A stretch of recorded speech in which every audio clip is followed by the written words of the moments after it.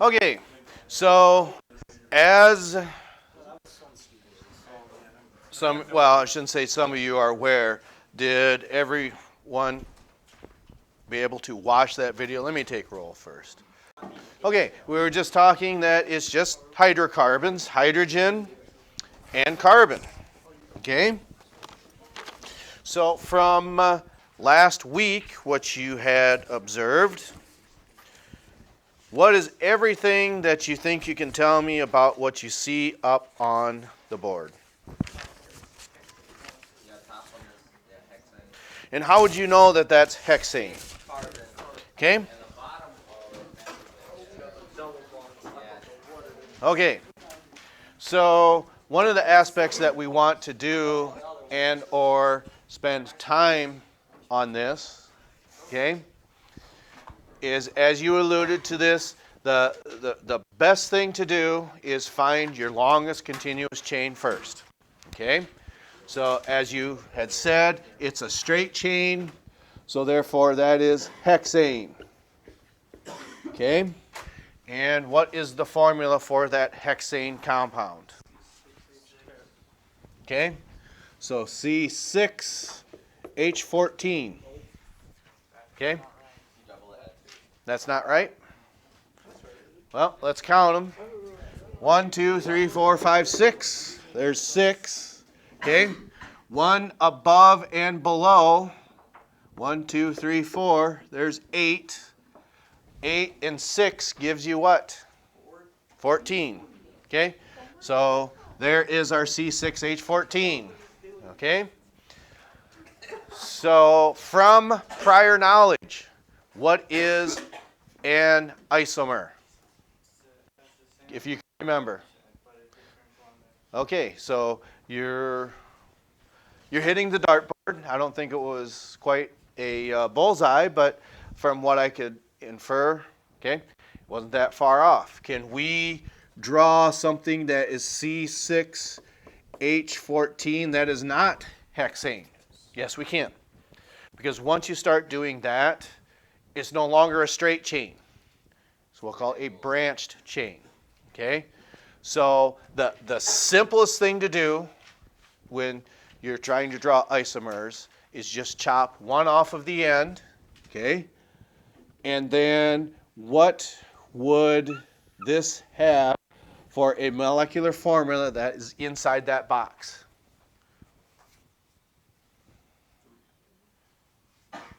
How many carbons are there? Okay? And this has a very specific name, CH3, which is called what?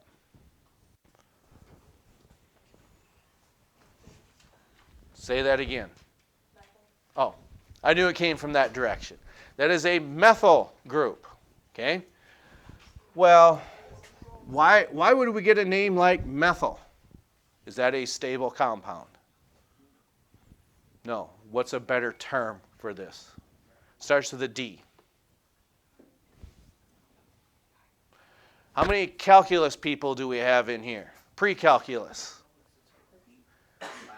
Oh, Ms. Doctor, I'm going to have a talk with you. What is it that you mainly solve for in pre-calculus that starts with the letter D? We solved for radians the whole time. Well, that's part of it too. My spelling really isn't the best, but I feel like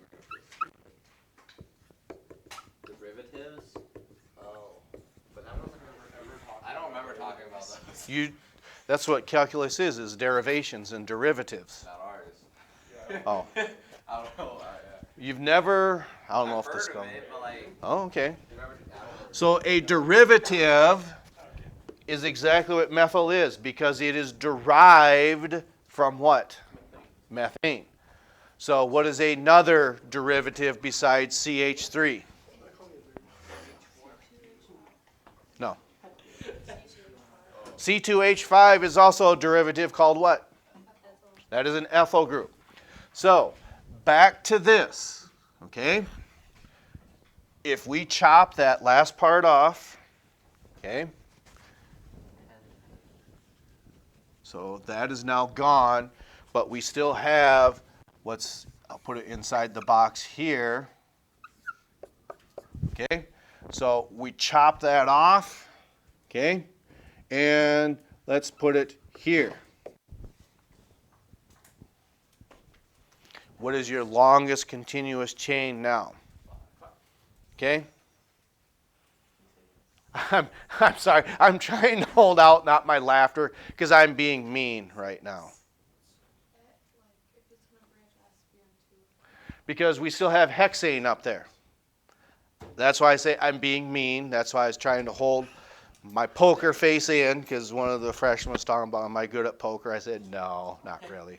And I'm not saying this certainly wouldn't be proof of that. Whatever it was that you said was exactly right, but just say it again. To be a branch, it has to be on 2 or 3. Okay? So, in other words, if we put that, do you read from left to right or right to left? Either way. Which side do you want? Okay? So we're going to take this methyl group, we're going to put it there. Okay? So now, what is your longest continuous chain? Okay? So now we have what's called pentane. And is there anything branching off of that pentane? Yes. There is a methyl group on which carbon? The second one. So here we have 2-methyl pentane. Well, isn't C6H14 supposed to be hexane? Right. So if we count these up, we know we've got 5 here and 1 on the bottom. There's our 6th carbon. If we count these up, we got 3, 4. Okay, so 6, 8, 8, 3 is 11, and 3 more gives you 14. So we still have the same molecular formula, but the structure is different. Yes? So if you wrote that extra one on the second one into the right, is that still 2-methyl? This would still be 2-methylpentane. Because you got to think what sport. Why golf? That's right. The least amount of golf strokes from the tee box to the cup. Okay? So that is what you're dealing with when it comes to that of isomers. There are more isomers that exist. Okay? What is the next thing that you could do to create another isomer? The simplest thing that you could do. Do you think?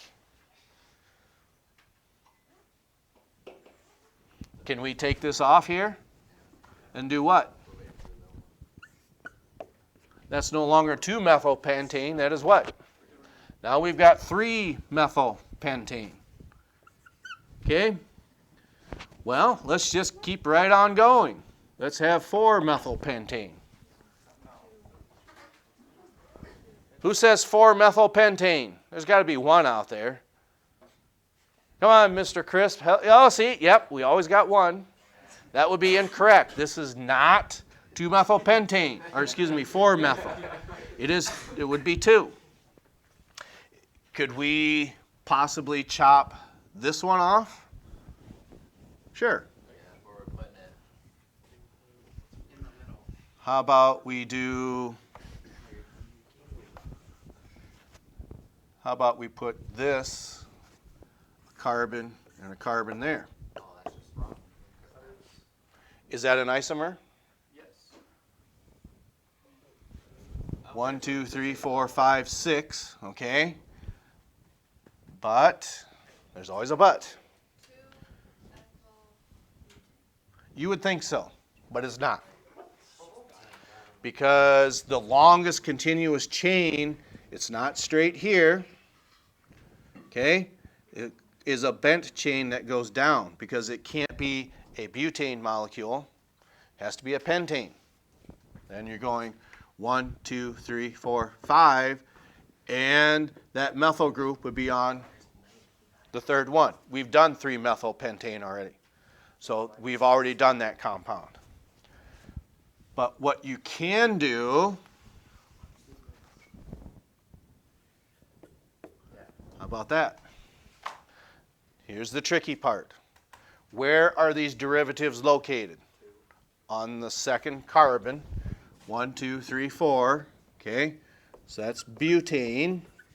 Where are those derivatives located? We've got 2, and this seems rather redundant, I know. You might think it's stupid, but you got to put 2 comma 2 dash dimethyl. Does it matter the order? For what part? Like, you could wait if you had 1 on 2 and 1 on 3. Is that still, would that be 2 comma 3? Well, then, if we did that, so that's what this compound is. If we do this, okay, 1, 2, 3, 4, okay, 1, 2, 3, 4, it doesn't matter which way you go, that would be 2 comma 3 dimethyl butane. Or would that Yes. be 2 comma 2 because from insert? No, because you're picking one way to go. It's either going this way or it's going that way. That's right. So isomers are really tough. Okay? The bigger the molecule, in other words, if you just had to do, let's say, 3 isomers of octane, that would be really, really simple. But if you had to do all of the isomers of octane, there's probably 10, maybe 12. I don't know. But the reason we want to hit this right away is because it's my experiences that students really struggle with isomers. I'm going to pause this for just a moment so I can make sure the sophomores are ready to go. All right, so we're back. I got the sophomores ready to go. Now, what is everything that you can tell me is the difference between what you see up here in purple and down here in black? Double bond, okay? So we are changing the organic family. That notice the suffix for each and every one of these ends in what? These are a family we call alkanes, okay? This is saturated because it holds all the bonds possible. You cannot hold any more bonds in this hydrocarbon because it's an alkane and it is saturated. With this, however, for those of you who take this possibly next year, those are what we call very weak pi bonds. It does not take a lot of energy to break that bond. So this is what we call unsaturated because these bonds can break very, very easily. But the rules still apply the same, okay? That being said, what that means is find your longest continuous chain and how many carbons are in that chain.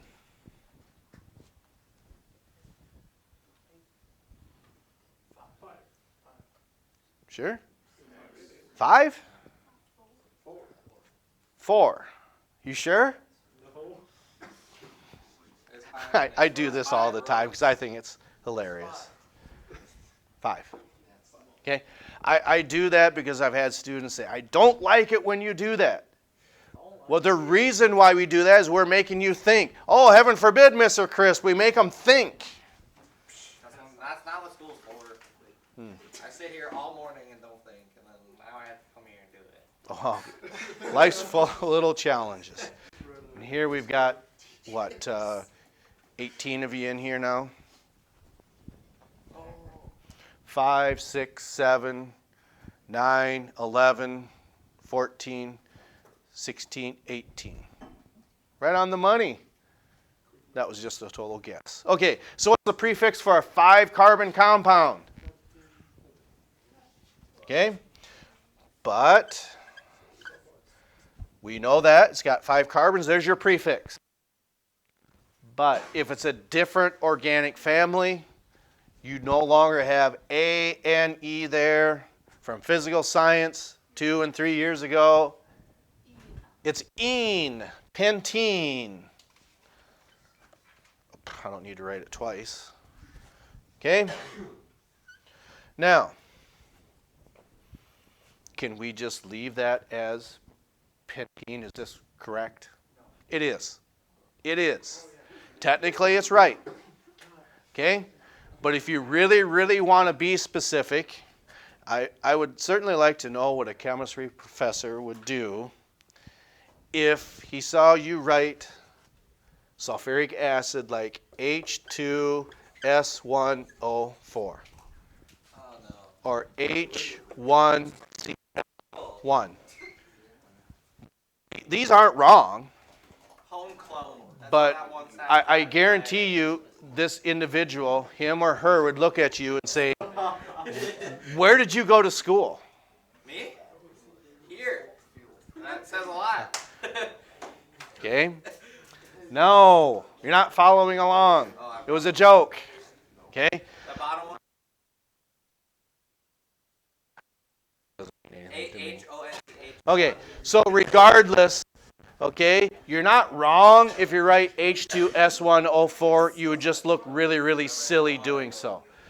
But you can also do this. Sometimes it's good practice. That is 1-pentene, because that double bond is after which carbon? The first one. Because what you do then, okay, what happens if we do this?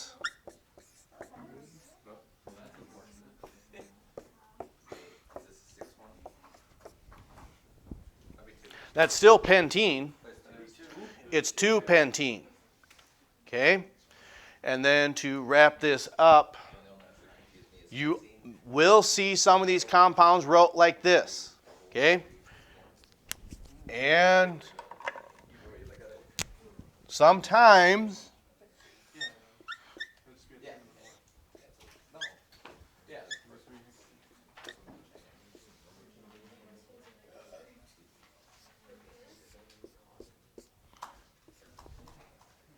okay. Actually, I meant to do this. Okay? That is also 2-pentene. But the geometrical shape is totally different because this has 180 degrees. This double bond in here after the second carbon. Okay, the geometrical shape means this is what we call trans 2-butene. So TRANS-2-pentene. I said butene. Curiosity, is that one, is an example like that going to be on like any quizzes? It sure will. Okay. Now, the reason Branch looking ones. when we see something like this, okay, how many of you think you have a really good diet? I don't either. I take a multivitamin, multi-mineral supplement. Okay? This is starting the very basic understanding. None of your food is healthy. I explained this to the freshmen as well. Let's say you've got this box or this package of Doritos. Okay? Let me wrap this up so then we'll be done. Okay? Here is your package of Doritos. Okay? Are they Cool Ranch? Could be. This says 0 grams of something. Saturated fat. Close. Trans fat. 0 grams of trans fats. Yep, I gotta put those bags away at Regional. Okay?